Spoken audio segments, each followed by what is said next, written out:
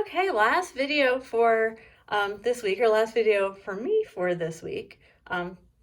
We will have a video for you to watch that is dealing with this stuff exactly, but from someone else. It's a link posted on Blackboard already, that Haldane effect and Bohr effect and the thought questions. So that video is for you to watch also. And this goes with what we're about to talk about, which is the hemoglobin saturation curve. So what we're thinking about here is hemoglobin. And if you read the slides, you would see, and if you remember, we talked about hemoglobin before when we did blood, that hemoglobin has essentially 4 places for oxygen to sit. So each hemoglobin molecule can carry 4 oxygen molecules. So when we are talking about hemoglobin saturation, we're talking about what percentage of those 4 are taken up. So if we have 4 oxygen molecules bound, that means that we have 100% hemoglobin saturation. We couldn't possibly bind another one. There's only room for 4. All 4 spots are taken up. If we have 3 oxygen molecules bound to our hemoglobin, that's 75% saturated, and so on and so on. So remember that hemoglobin is being used to carry the oxygen from the lungs to the tissues. So in the pulmonary capillaries, we want to load up our hemoglobin with oxygen, and once we get to the tissue capillaries, we want the oxygen to unbind from the hemoglobin so that it can then leave the blood and go into the tissue. So things that will affect how quickly and how well hemoglobin binds oxygen, one of the strongest things is the PO2. At a high PO2, you'll have a lot of oxygen binding, so a really good chance of binding oxygen to the hemoglobin and getting a higher saturation, which just makes sense. The more oxygen you have, the more saturated your hemoglobin is going to be with oxygen. So it actually has an effect called facilitation, which when you bind one oxygen to the hemoglobin, it causes it to be easier for the next one to bind, which makes it even easier for the next one and even easier for the 4th one. So that's what this curve is dealing with, just the PO2 and the saturation, the percent saturation here. And this would just be a typical hemoglobin saturation curve. So there's just 3 points to look at on here. Here at about a little bit less than 100 PO2, we'll have nearly 100% saturation.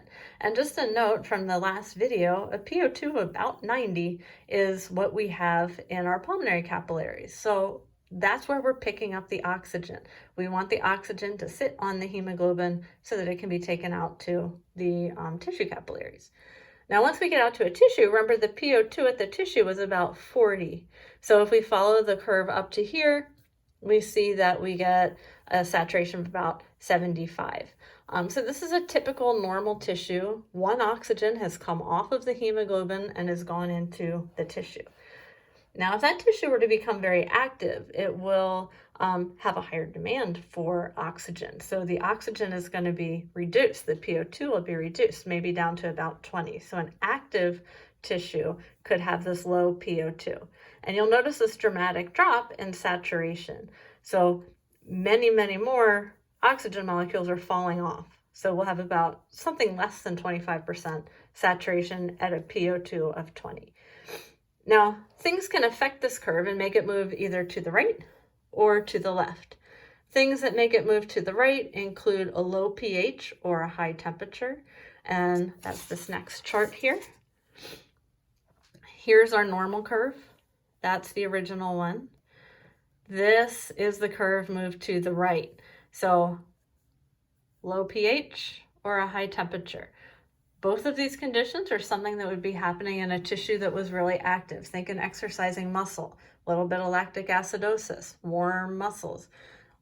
What's happening here, why the curve is shifted to the right, is that both of these things do something called the Bohr effect. When you do have the Bohr effect, it's when you're thinking of this low pH that is causing the hemoglobin to have less of an affinity for oxygen, making it harder to bind the oxygen to the hemoglobin. So the oxygen is just falling off of the hemoglobin. And if you think about it, if this is happening in an active tissue, that tissue needs that oxygen to come off that hemoglobin so it can use it. So if you look at any given PO2 on this new curve, the saturation is much less. Where did that oxygen go? Into the tissue, to the cells. It's not bound as much to the hemoglobin, so something like 10% down here, nearly 25% up here.